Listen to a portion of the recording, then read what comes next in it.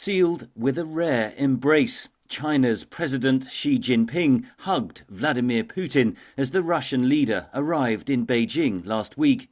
The show of personal warmth was matched by a series of lavish state ceremonies, ostensibly marking the 75th anniversary of diplomatic relations. It is a shared strategic choice of both countries to deepen strategic cooperation, expand mutually beneficial cooperation, and follow the general historical trend of multipolarity in the world and economic globalization. Putin praised increased bilateral trade between Russia and China, which had, he said, reached an annual $240 billion.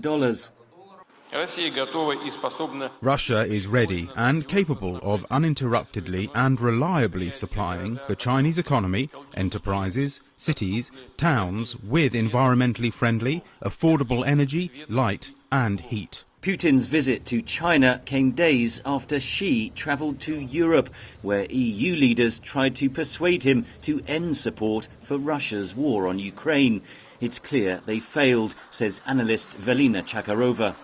China provides the main lifeline for Russia, but China also practically set the stage for Russia to not get internationally isolated. So Russia officially has announced that it's going into the direction of a long war that it wants to win. And here we see clearly that China is taking the side of Russia.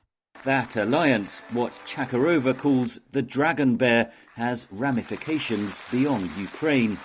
This kind of wars as the one being waged right now in Europe, and similarly the one in the Middle East, and obviously also the military tensions in the Indo-Pacific, that these are hotspots, military conflicts and wars that are to be seen in this context of, emerging Cold War 2.0 between the United States on the one hand and China and Russia, or the Dragon Bear on the other. Xi and Putin are united by geopolitical aims, and their autocratic ideals threaten democratic societies, according to author Anne Applebaum.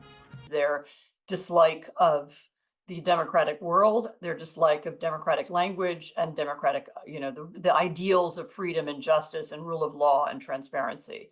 It's a full-on central challenge from the autocratic world to them, and it's attacking both their citizens and their allies around the world, and we need to face it. Analysts say the relationship is tilted heavily in China's favor. They may have an interest in weakening Russia. A weaker Russia has to sell them oil and gas at lower prices. A weaker Russia is a more pliable ally, is a weaker player on the stage, and maybe they're hoping for that. Putin is due to host Xi at the October BRICS summit in Russia, as both countries seek to galvanize support for a new multipolar world. Henry Ridgwell, VOA News.